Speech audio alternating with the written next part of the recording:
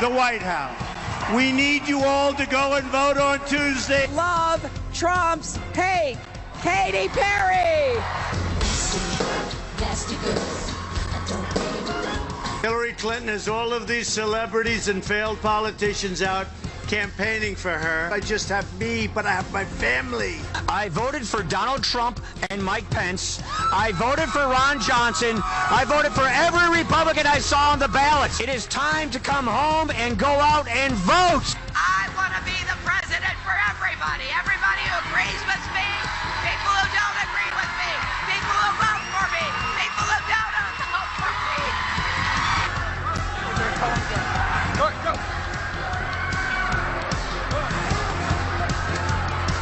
Nobody is going to stop this movement. Nobody. We will never be stopped. All right. 2 days to go. Tick, tick. It's election week. It is the start of the week because it is a Sunday. Right. And yes, we hope that you're waking up not thinking it's Monday, because normally that's when you see us. But because it's a big week, we're here this morning. We have a 4-hour show for you. It's going to be an exciting time. And I just thought, hey, you know what? Before I go to bed, let me tune in and find out what's going on the campaign trail, because I hear both of them, Hillary Clinton had stopped, but Donald Trump still had another 2 stops left. And that's when I saw the incident that happened. That's when I realized you cannot take a minute off in the final 48 hours. And as it turns out, perhaps the biggest blockbuster of the entire day is right here. Who could hold all of the secrets to Hillary Clinton's email when she was Secretary of State? That woman right there, her maid. It's an unbelievable story we're going to tell you about right after we go ahead and canvass the country and look at what is happening with the candidates, because with just 48 hours to go, both candidates have a packed schedule today and tomorrow. Donald Trump crisscrossing between 5 different battleground states just today. Meanwhile, Hillary Clinton dispatching Democratic heavy hitters to help her recruit those last-minute voters. We have Fox team coverage. Fox News senior political correspondent Mike Emanuel is following the Clinton campaign in Philadelphia. But first, we're going to go to our senior national correspondent, John Roberts, who's following the Trump campaign after a wild night in Nevada. Tell the folks at home what happened, John. Wild to say the least. Good morning to you, Ainsley, Steve, and Brian. Some tense moments on the stage last night in Reno, Nevada. Donald Trump was well into his speech when all of a sudden there was a scuffle in the front of the stage down below, just outside of the buffer zone.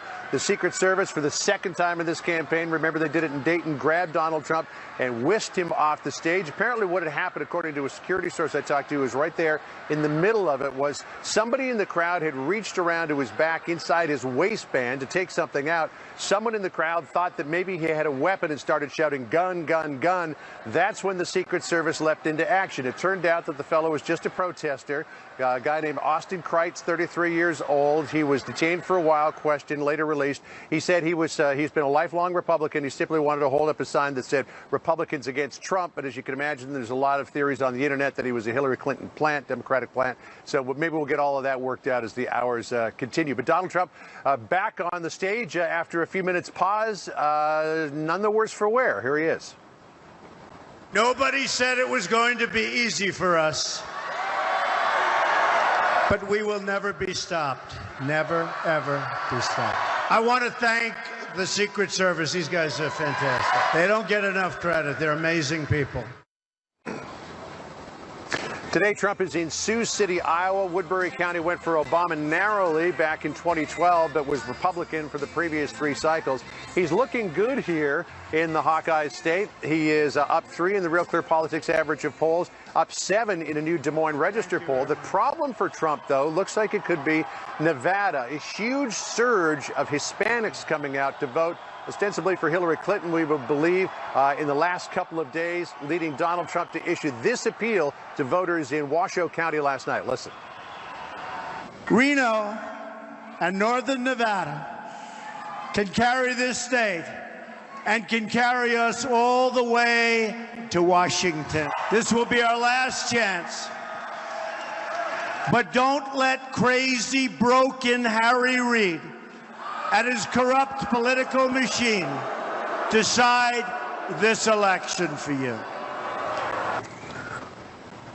So here's Trump's schedule for today. Starts in Sioux City, Iowa. Then he goes to Minneapolis, Minnesota, Sterling Heights, Michigan, Moon Township, Pennsylvania. Finishes off the day in Leesburg, Virginia. The campaign told me yesterday they think that Trump is within 3 points in Minnesota. That's why they're going to Minneapolis. But don't forget, this is a state, the last time they voted for a Republican was in 1972, Richard Nixon. It was even the only state that Walter Mondale won in his 49-state blowout back in 1984. But they insist maybe there's a chance there. Why they're going to Virginia, though, is anybody's guess. I have no Wow, idea. thanks a lot. Brian, Steve? Yeah, it's just incredible, John. Thank you, You have to keep up with Donald Trump is doing something nobody thought possible, going to all these states at the last minute and getting the Clinton camp to react to what he is doing. They're rushing over to Michigan. They're flooding people out through North Carolina. They are responding to what Donald Trump is seeing. Even in states that traditionally go blue, he's still campaigning in those states. I think it's just because he's saying, let's pull out all the stops. We only have a few more days. I don't want to look back and regret it. I want to be able to say I did everything I could. In a way, Clearly, Ainsley, but I think there's a strategy there. I think they're seeing something, especially in Michigan. Kellyanne Conway's coming on our show. We'll ask her. I was just going to say, obviously, their internal polling shows them something that it's a bright spot, and they're trying to capitalize on. Meanwhile, on the other side, Mike Emanuel's with Hillary Clinton and her campaign, and yesterday the weatherman did not cooperate, did he? That's right. We got a traditional South Florida downpour. Steve, Ainsley, Brian, good morning to you. What's noteworthy is Hillary Clinton will play a good amount of defense in the final hours campaigning in traditionally blue Democratic states. Clinton and her VIP surrogates are pushing hard in Michigan, with polls showing the race tightening there. Hillary Clinton will go to Grand Rapids tomorrow after she was just in Detroit on Friday. Her husband, the former president, will be campaigning in Lansing today. And tomorrow, President Obama will head to Ann Arbor. Last night, Clinton had some star power in singer Katy Perry. Clinton in the final. From coast to coast, east to west, north to south, about who we are as a country. After starting her day here in Philadelphia, Hillary Clinton will head to New Hampshire, where polls suggest the race is also close. Ainsley, Steve, Brian. All right, Mike Emanuel, thank you very much. Remember the role that Betty Curry played in the Lewinsky mess? Remember, she was the one who had Lewinsky signed in on the log sheet, and she was able to be a witness that helped get Bill Clinton impeached. She was the secretary. Do we have a Betty Curry of the email scandal right in front of our eyes? Well, we have the Clinton family maid. This woman pictured right here, she's been with the Clintons for many, many years, Marina Santos. She is a Filipino immigrant who, as it turns out, according to 1,000 State Department email that were released to the public on Friday, she was routinely asked to print sensitive and classified information. What's extraordinary about this is it went on for years, and Marina Santos does not have any sort of security clearance. She was hired to clean Hillary Clinton's house in Washington.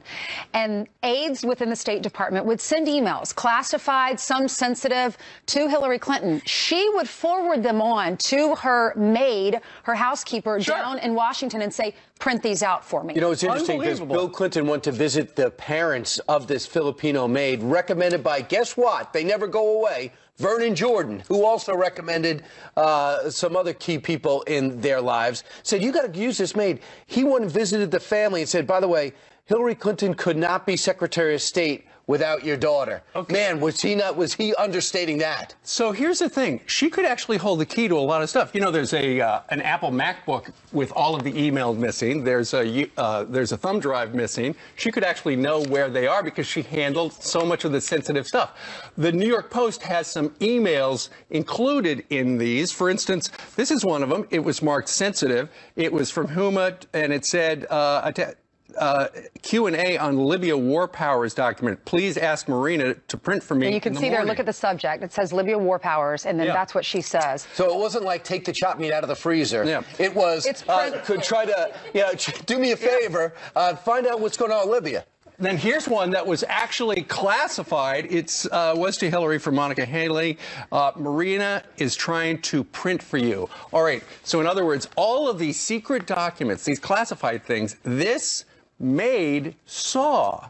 with her own two eyes because she printed it, and she also used a highly secured fax machine that was set up in the home by the State Department. So the room has a sensitive, secure, the House has a secure, sensitive room, and it is called the Sensitive Compartmented Information Facility. She had access into this room, which is where the fax was, which is where the emails were, but we were all talking about this down in the newsroom. We're like, this is so weird. Right. Imagine asking your housekeeper to go through your emails and print things out. So it sounds like she's more of an assistant. Yeah. Right. She does everything. But it reminded me, remember Hillary Clinton said, what, clean my emails? You mean with like a cloth? Well, that would be for Marina to do, and she knows all about my emails. Here's the other thing is you can't blame WikiLeaks for this because these were actually released by the Department of State on Friday. So when people go, the Russians are making that stuff up. No, this is from the State Department, folks. Also, the FBI never spoke to her. How do you do an investigation and not speak to her? That's incredible to me. What a major problem. Now, listen, give Paul Sperry credit. He's a writer here. He's done some great work through this election cycle. He's the one who found this out. A New York Post reporter went up to her yesterday and she says, I don't speak to the press.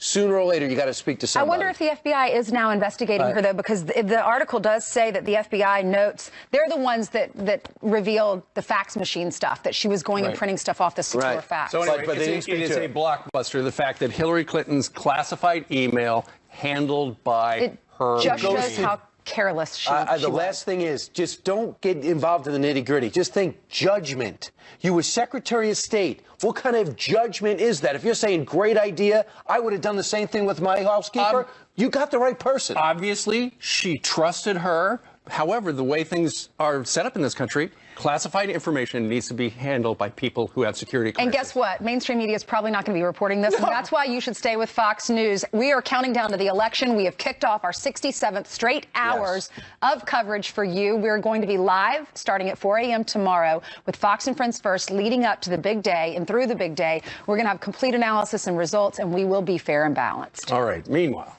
a Fox News alert and a new threat from ISIS, the terror group calling for attacks in the United States on Election Day. This is brand new, and we're going to tell you about it. Pretty scary. Yep. Plus, one Democratic member of the Electoral College says he will not vote for Hillary Clinton even if she wins his state in a landslide. Can he do that? The answer will shock you.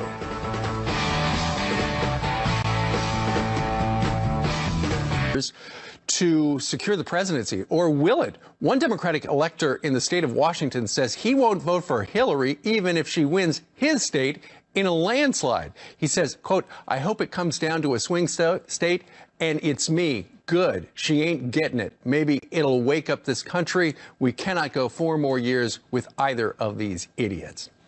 And he says he's heard the same from other electors across the nation as well. The question is this legal? Could they do it? Here with more is Fox News contributor Lisa Booth. Good morning to you, Lisa.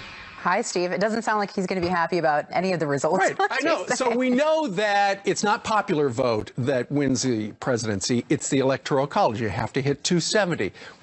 We just think that if whoever wins our state, all those electors go to that person. No. Well, that's not the case. And actually, what's interesting is with this gentleman, there's actually no federal law or constitutional provision that requires these electors to vote for the candidate who wins the popular vote in their states.